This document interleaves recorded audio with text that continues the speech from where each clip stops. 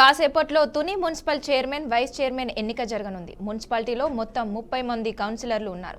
వైసీపీకి 20 మంది కౌన్సిలర్లతో ఇప్పటికే 15 మంది టీడీపీలో చేరారు. దీంతో టీడీపీ బలం 15కి పెరగా వైసీపీ బలం 11కు పడిపోయింది. ఈ క్రమంలో అధిక సంఖ్యా బలం ఉండటంతో టీడీపీకి 2 పదవులు ఏకగ్రీవం అయ్యే అవకాశం ఉంది.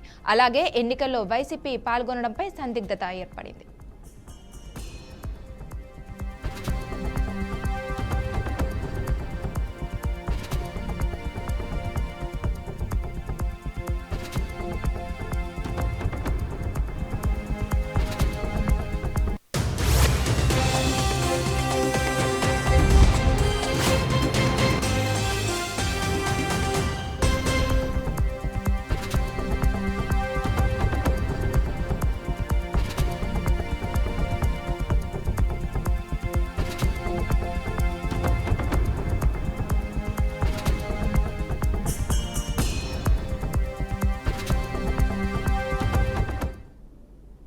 ఇక దీనికి సంబంధించి మరింత సమాచారం మా ప్రతినిధి నందిని అందిస్తారు. నందిని, చెప్పండి. ఏదైతే తుని మున్సిపాలిటీకి సంబంధించి చైర్పర్సన్ అలాగే వైస్ చైర్పర్సన్ ఎన్నికైతే 4 సార్లు మాత్రం ఇది వాయిదా పడుకుంటూ వచ్చింది.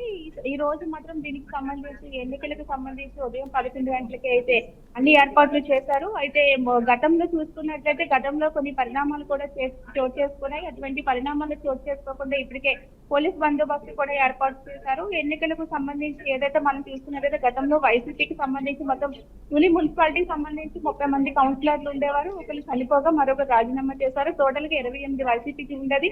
అదే ఇప్పుడు ప్రస్తుతానికి అయితే వీరంతా కూడా అందులో కొంతమంది వైసీపీకి చెందిన ఏదైతే కౌన్సిలర్ అంతా కూడా 17 మంది ఇప్పుడు టీడీపీకి చేరుకున్నారు. ఇప్పుడు వైసీపీ బలం పడిపోవడంతో టీడీపీకి 17 మంది కౌన్సిలర్లు ఉన్నారు. టోటల్ గా టీడీపీకి బలం ఉండడంతో ఇప్పుడు అధిష్టానం కూడా వైస్ పర్సన్ చైర్ పర్సన్ కి వచ్చేసి భువనేశ్వరి నార్ల భువనేశ్వరిని అయితే ప్రకటించింది. అలాగే వైస్ చైర్ పర్సన్ సంబంధించి చూసుకున్నట్లయితే ఆచింట సురేష్ అయితే ప్రకటించింది. మరికొద్ది సేపట్లోని ఎన్నికలకు సంబంధించి కూడా పూర్తి స్థాయిలో కూడా అధికారులు అన్ని ఏర్పాట్లు చేశారు. మరికొద్ది సేపటి ప్రక్రియ కూడా ప్రారంభం కాబోతుంది. అయితే ఇప్పుడు జరగబోతున్న chair person vice chair person ఎన్నికలకు సంబంధించి మరి వైసీపీ కౌన్సిలర్లు హాజరవుతారా లేదన్నది కూడా కొత్త అయితే నెలకొంది. గతంలో చూసుకున్నట్లయితే వైసీపీకి బలం ఎక్కువ ఉండడంతో కూడా వారంతా కూడా దీన్ని మైకట్ అయితే చేశారు. కానీ ఇప్పుడు బలం పడిపోవడంతో మరి వైసీపీ వస్తుందా లేదన్నది ఉత్కంఠ అయితే నెలకొంది. అయితే గతంలో చూసుకున్నట్లయితే 4 సార్లు కూడా వాయిదా పడింది.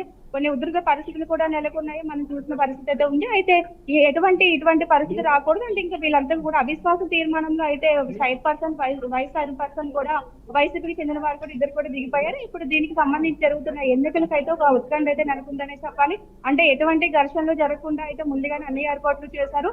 ఇది ప్రశాంత వాతావరణంలో ఎన్నిక జరిగే విధంగా అంటే ఇప్పుడు చూస్తున్నట్లయితే వైసీపీకి సంబంధించి ఏదైతే చైర్ పర్సన్ వైస్ పర్సన్ ఉందో ఈ రెండు కూడా టీడీపీ తన ఖాతాలో వేసుకున్నందుకు అయితే ప్రయత్నాలు అయితే చేస్తున్నాయి. గత 4 సార్లు కూడా ఆ ప్రయత్నాలు చేసినప్పటికీ కూడా అది జరగలేదు. కానీ ఇప్పుడు ఏదైతే టీడీపీకి సంబంధించి వైసీపీకి సంబంధించి కౌన్సిలర్లు 17 మంది వరకు టీడీపీకి రావడంతో టీడీపీకి బలం ఉండడంతో ఖచ్చితంగా వీళ్ళు ఏదైతే ఈ 2 పదవులను కూడా టీడీపీ ఖాతాలో వేసుకునే అవకాశం కూడా ఉందనే చెప్పాలి. దీనికి సంబంధించి ఎమ్మెల్యే ఎవరైతే ఉన్నారో ఎమ్మెల్యేతో పాటు యనమల రామకృష్ణుడు కూడా చాలా కసరత్తు చేశారనే చెప్పాలి. మరి దాడిశెట్టి రాజా దీనికి సంబంధించి ఏం మాట్లాడతారు కూడా చూడాలి. అంటే ప్రస్తుతం అయితే వైసీపీ కూడా ఎవరు కూడా కౌన్సిలర్లు రారు. ఇదంతా కూడా దీన్ని ఈ ఎన్నికలకు రారన్నదే కూడా తెలుస్తుంది. మరి వస్తారా, వస్తే ఎటువంటి పరిణామాలు చోటు చేసుకుంటే, రాకపోతే ఎలా జరుగుతుందనేది కూడా చూడాల్సిన పరిస్థితితో ప్రస్తుతం ఈ ప్రక్రియ అయితే కాసేపట్లో మొదలవుతుంది. Okay, thank you Nandini.